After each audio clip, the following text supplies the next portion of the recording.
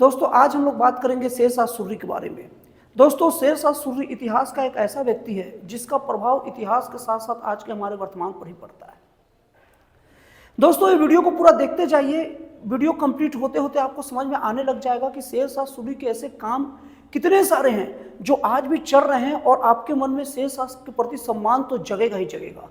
दोस्तों शेरशाह का इसके पहले जीवन परिचय जान लेते हैं। दोस्तों शेरशाह सूर्य का जन्म 1472 में हुआ, लेकिन दोस्तों यहाँ आपको थोड़ा रोकूंगा। शेरशाह सूर्य के जन्म को लेकर अलग अलग विद्वानों में मत भिन्नता है। कुछ विद्वानों का यह मानना है कि शेरशाह सूर्य का जन्म 1472 में हुआ, तो कुछ विद्वानों का यह भी मानना है कि शेरशाह सूर्य का जन्म 1486 में हुआ। दोस्तों अब आप लोग ये कहेंगे कि हमें फिर कंफर्म कैसे पता चले, तो दोस्तों सबसे पहले मैं आप लोग को एक बार बता दूं कि जिसमें मतांतर रहता है, जिसका कोई कंफर्मेशन नहीं रहता, मत भिन्नता रहता है, वैसे क्वेश्चन एग्जामिनेशन पूछते ही नहीं है। और अगर पूछ भी दिया ना तो 1472 और 1486 का ऑप्शन नहीं देगा, कोई एक ही ऑप्शन देगा, या तो 1472 देगा या तो 1486 देगा। तो आप लोग इसे करके रखिएगा। लेकिन दोस्तों लगभग दोनों के जन्म में 14 साल का अंतर विद्वानों में ये अभी भी शोध का विषय बना हुआ है। तो दोस्तों अब हम लोग शेरशाह की बात करते हैं। तो शेरशाह का जन्म 1472 में हुआ और इसके बचपन का नाम फरीद था। लेकिन शेरशाह सूर्य ने एक बार अपने एक तलवार के वार से शेर को एक बार में मार दिया था। इससे खुश होकर वहां के राजा ने इसे शेर खां की उपाधि दी और आने वाले समय में शेरशाह के नाम से जाने लग गया। दोस्तों शेरशाह सूर्य के पिता जमींदार थे और शेरशाह सूर्य का जन्म अफगान परिवार में हुआ था। और दोस्तों पहली पानीपत की लड़ाई जो बाबर और इब्राहिम लोदी के बीच में हुआ था, और इब्राहिम लोदी खुद एक अफगान था, तो इसको लेकर शेरशाह के मन में बाबर के प्रति द्वेष शुरू से ही था और बाबर इसकी ताक में भी था। बाबर की मृत्यु 1530 में होने के बाद शेरशाह सूर्य मुगल वंश पर चढ़ाई की तैयारी में लगा हुआ था, लेकिन उसे मौका नहीं मिला। ये मौका उसे 1539 में मिला जब चौसा का युद्ध पहली बार मुगलों के, उस वक्त मुगल के जो सम्राट थे उस वक्त हुमायूं थे और शेरशाह थे, इन दोनों के बीच 1539 में जो लड़ाई हुआ उस लड़ाई को चौसा का लड़ाई कहते हैं। और उसमें हुमायूं पराजित हुआ, लेकिन उतना कब्जा नहीं कर पाया। लेकिन एक अच्छी बात थी कि मुगल बादशाह को उसने पराजित कर दिया। उसके ठीक एक साल बाद 1540 में फिर बिलग्राम का युद्ध हुआ, जिसे कन्नौज का युद्ध भी कहते हैं। और उस वक्त शेरशाह सूर्य हुमायूं को पूरी तरह से परास्त कर दिया और हुमायूं को भागने पर विवश कर दिया। शेरशाह ने हुमायूं का पीछा किया और पंजाब के उत्तरी भाग तक पीछा किया। उसके बाद शेरशाह वापस आ गया और शेरशाह अपना राज करना शुरू कर दिया। दोस्तों शेरशाह अपने शासनकाल में ऐसे ऐसे काम किए हैं जो आज भी जिसकी प्रासंगिकता है। सबसे पहली बात अगर देखा जाए तो शेरशाह के शासनकाल में पहली बार रुपये शब्द का प्रयोग किया गया। दोस्तों शेरशाह के शासनकाल में 3 प्रकार के सिक्कों का प्रचलन था। पहला सोने का सिक्का जिसे अशरफ कहा जाता था। दोस्तों नोट करके रखिए, बहुत काम की चीज बता रहा हूँ। सोने के सिक्के को क्या कहा जाता था? अशरफ। दूसरा चांदी का सिक्का जिसको रुपया कहा जाता था, यही रुपया जो आज चल रहा है। और तीसरा तांबे का सिक्का जिसे दाम कहा जाता था। दोस्तों तीनों काम को नोट करके रखिए। सोने के सिक्के को क्या कहा जाता था? अशरफ। चांदी के सिक्के को क्या कहा जाता था?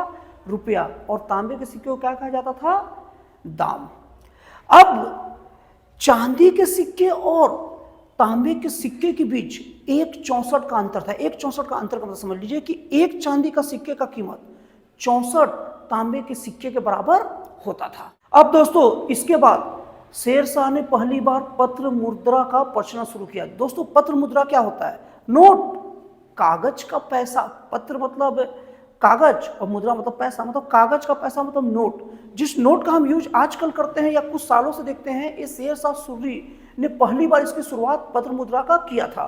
दोस्तों पॉइंट शुड बी नोटेड, एकदम नोट करके रखिएगा कि कौन सा ऐसा शासक था जिसने पहली बार पत्र मुद्रा का प्रचलन किया था। कौन था? शेरशाह सूर्य था। और दोस्तों इसके साथ ही शेरशाह सूर्य सिक्कों को ढालने के लिए टकसाल की स्थापना भी किया। ये भी दोस्तों नोट करके रखिएगा कि कौन सा ऐसा शासक था जो सिक्के ढालने के लिए टकसाल का निर्माण कराया, तो वो था शेरशाह सूर्य।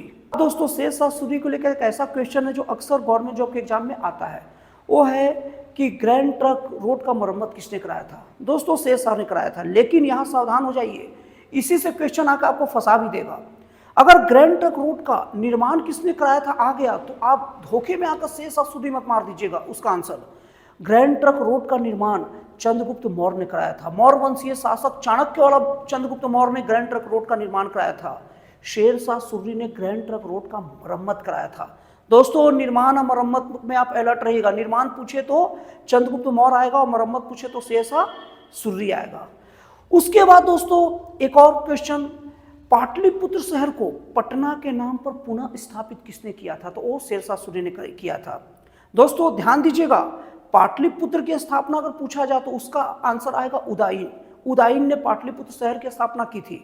लेकिन पाटलिपुत्र शहर को पटना नाम से पुनः स्थापित कौन किया था? तो शेर शाह सूरी कराया था। हालांकि पटना का पुराना नाम पाटलिपुत्र है, लेकिन पाटलिपुत्र का अगर जिक्र आए तो उदयन इसका आंसर होगा, और अगर पटना के नाम से जिक्र आए तो उसका आंसर क्या होगा? शेर शाह सूरी। और उसका सन याद कर लीजिए, 1541 में पटना शहर का पुनः स्थापना कौन किया था? शेर शाह सूरी। अब दोस्तों शेर शाह सूरी का अगला काम, पोस्ट ऑफिस की शुरुआत। दोस्तों आपने पोस्ट ऑफिस तो सुने ही होंगे।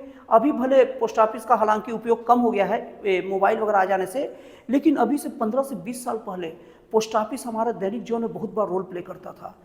दोस्तों हर व्यक्ति हर समय कहीं भी नहीं जा सकता है, खास करके जब खबर पहुंचाना हो तो उसे बहुत महंगा पड़ता है, समय जाएगा, काम धाम छूटेगा।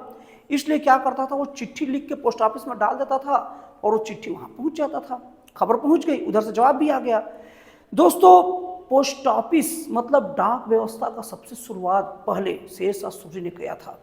शेर शाह सूरी के दिमाग में बात आया था कि अगर किसी को खबर पहुंचाना रहता तो या तो उसे खुद जाना पड़ता था काम धाम छोड़ के, और नहीं तो किसी व्यक्ति को भिजवाना पड़ता था।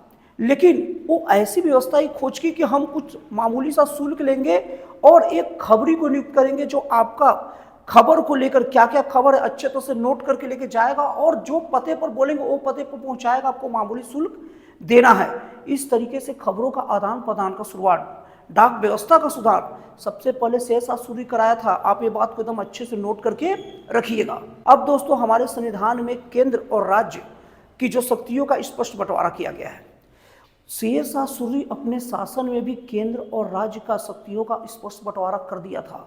दोस्तों ये बात एकदम नोट करके रखिए कि कौन सा ऐसा शासक था जो केंद्र और राज्य की शक्तियों का स्पष्ट बंटवारा करके रखा था, और केंद्र का कर्मचारी अलग होगा और राज्य का कर्मचारी अलग होगा, और इसके कोई भी एक दूसरे के अधिकारों का अतिक्रमण नहीं करेगा। तो ये व्यवस्था की शुरुआत शेर शाह सूरी ने ही की थी। अब दोस्तों अगली बात देखेंगे तो शेर शाह सूरी अपने शासन में धर्म को आड़े नहीं लाता था। वो हिंदू या मुस्लिम कोई भी रहे, केवल काम के आधार पर उसकी नियुक्ति होती थी, और उसके शासन का आधार धर्म तो गलती से भी नहीं था। और दोस्तों इसके बाद में शेर शाह सूरी का शासन का सबसे प्रमुख व्यवस्था कट्टर ईमानदारी की थी। शेर शाह शासन के बारे में बोला जाता है कि शेर शाह शासन के समय में ऐसी व्यवस्था की गई थी कि कोई बूढ़ी औरत, कमजोर औरत अकेले सोने से सज के सोने को लेकर जा सकती है सुनसान रास्तों में, उसे कोई भय नहीं होगा। और दोस्तों शेर शाह सूरी की शासन व्यवस्था की एक और बात था ईमानदारी को लेकर, अगर उसके राज्य में अगर कोई अपराध हुए और एक लिमिट से ज़्यादा अपराध हुए तो उस राज्य के जो अपराध विभाग को देखने वाला हो उसे भी दंडित करने का प्रावधान था। तो इस तरीके से वो बहुत कड़ाई से पालन करता था। इसलिए शेर शाह सूरी के समय में करप्शन या अपराध जैसी चीज़ें बहुत कम हुआ करती थी। दोस्तों बहुत सारे विद्वानों को क्या लगता है कि शेर शाह सूरी मुगल वंश के हुमायूं को हराया 1540 में, जिसके कारण 15 सालों तक हुमायूं को बाहर भटकना पड़ा। इसके कारण मुगल वंश थोड़ा डिस्टर्ब हो गया, मुगल शासन व्यवस्था चरमरा गई। लेकिन दोस्तों रियल में इसका उल्टी बात है। अगर शेर शाह सूरी हुमायूं को नहीं हराता और 15 सालों तक वो शासन नहीं करता तो मुगल वंश को इतनी दक्ष व्यवस्था नहीं देखे जाता। दोस्तों शेर शाह सूरी के कारनामों का अंदाजा इसी बात से लगाया जा सकता है कि अकबर जब शासन संभाला तो लगभग सारे नियम कानून हूबहू शेर शाह सूरी के आगे बढ़ा दिए। शेर शाह सूरी के बहुत सारे कारनामे ऐसे थे जो पहली बार शेर शाह सूरी ने लाया था अपने शासन को लेकर, जो बहुत ही इफेक्टिव थे, बहुत काम के थे, और अकबर ने उसे अपनाकर अपने साम्राज्य का विस्तार किया। इस तरीके से कहा जा सकता है कि शेर शाह सूरी तो मुगल वंश का पावर बूस्टर था, जो मुगल वंश को बूस्टर दिया। दोस्तों शेर शाह सूरी की अगर मृत्यु की बात करें तो 45 में कालिंजर का किले का घेराव कर रहा था। उस वक्त चंदेल शासक थे वहाँ के शासक, और उस समय एक तोप में गलती से विस्फोट हो गया जिससे शेर शाह सूरी की मृत्यु हो गई। मृत्यु का समाचार पाते के साथ ही हुमायूं को जब खबर लगा तो हुमायूं फिर आया और लगभग 10 वर्षों के प्रयास के बाद पुनः अपना शासन अपने हाथ में ले लिया, और उस तरह से मुगल वंश का अपना विस्तार तेजी से चलते रहा। लेकिन हुमायूं भी 1 साल बाद उसका देहांत हो गया। अकबर का शासन आया जो शेर शाह सूरी द्वारा किए गए सुधारों को अपनाते हुए बहुत तेजी से अपना विकास किया। तो दोस्तों, शेर शाह सूरी का ये इतिहास आपको कैसा लगा मुझे कमेंट करके जरूर बताइएगा। तो दोस्तों, फिर मिलते हैं अगले वीडियो में एक नए, एक जन कल्याणकारी और एक राष्ट्रवाद से प्रेरित नए विचारों के साथ।